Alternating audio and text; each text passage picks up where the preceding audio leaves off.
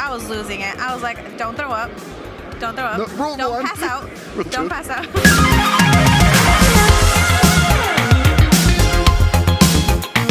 Hey guys, welcome back to another interview here on Toned In Entertainment. Today we're at WrestleCon 2024, and I'm joined by Jazmin Allure. How you doing, Jazmin? I'm good, and it's top tier Jazmin Allure. I better get that right, Get it right. because I did see you at Atlantic All-Star Wrestling 2 days ago. I can't even remember what day it was. It's been all a blur here, and you kicked some major butt in that tag team match. Of course, because that's what I do. Now, speaking of kicking butt, I've been following your career for a while, and it seems like you've been very, very busy in your short career.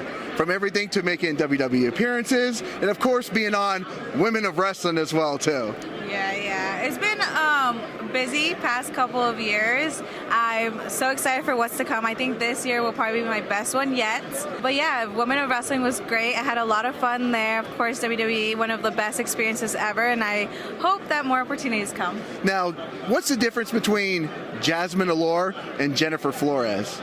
Jazmin Allure is top tier, and Jennifer Flores, she's just, I don't know, they're kind of the same, just one's a lot nicer. Jazmin's definitely more cocky, and Jennifer is nice, bubbly, and yeah, that's pretty much it. Okay, that makes sense. Okay. Now, I've known Izzy for a while now, before she was even a wrestler, and after her first match, I had her on my podcast, and her very first match was with you, and she was very excited to have the opportunity because she feels like that you're one of the most talented women, not just in the Texas area, but in all of professional wrestling.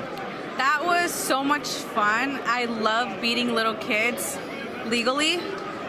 So it was really fun to do that to Izzy. I will say she has a big future in this business. That was a really good first match, so I'm also excited to see what comes from that. Now, we are here in Philadelphia, and of course, one of the most famous movies of all time from Philadelphia is Rocky. So if they were to make a training montage with Jazmin Allure, what song would you want put to your training montage? Oh my God, I've never thought about it. This is a good question. Because you get highlight videos, but I think we need a Jazmin Allure training montage. Yeah. So my theme song is How We Do It by Snow the Product, and honestly it resonates a lot with me, so I would say that. Okay. It's really like upbeat, so I like that. Okay. Now, I know we're at WrestleCon here, and you're very busy, so we're going to be very respectful of your time. So is there any more cool stuff you have coming up in the future? Yeah, so this month is pretty busy. Next weekend I'll be at PCW against Zamaya, and then I'll be wrestling Kylie Rae the weekend after that, which I'm very excited for that. I would love to beat her ass. And then the weekend after that I'll be wrestling Jania Kai, so hope to see you guys there. Okay, see, this is Jania Kai. I've seen her in action twice this week already. So what do you do to prepare for the Kick Demon?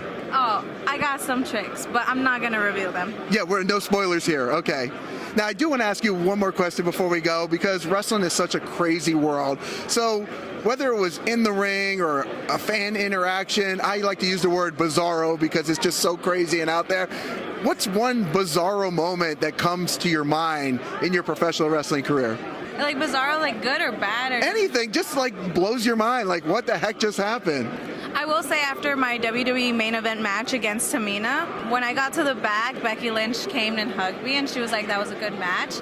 And I cried because before I started training, I like DM'd her. She obviously didn't read it, but I DM'd her and I was like, oh, you know, I'm a big fan of yours. You're like my idol. And at the end, I was like, one day I'll wrestle for WWE. So it was like a full circle moment that like she was there and she was like, you did really good, and I was wrestling at WWE, so that's a really cool moment for me. When you get that phone call or message or whatever to come to WWE, obviously that's the big goal, WWE, AEW, I mean there's a lot of other big companies, but when you get that message to come to WWE, what's the excitement level? What is going through your mind at that moment?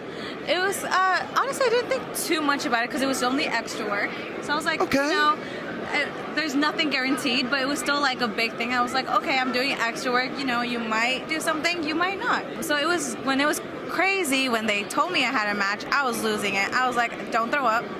Don't throw up. No, rule don't one. pass out. Don't pass out. Yeah. Okay. Well, Jazmin, I know you're busy here, so where can people follow you at, Jazmin? At Jazmin Allure, that's my handle everywhere. There you guys go. Well, guys, if you like interviews like this with Jazmin Allure, guys, make sure you hit that red subscribe button so you can stay tuned in here to Tone In Entertainment for future videos. Subscribe to the channel. Do it. Go now.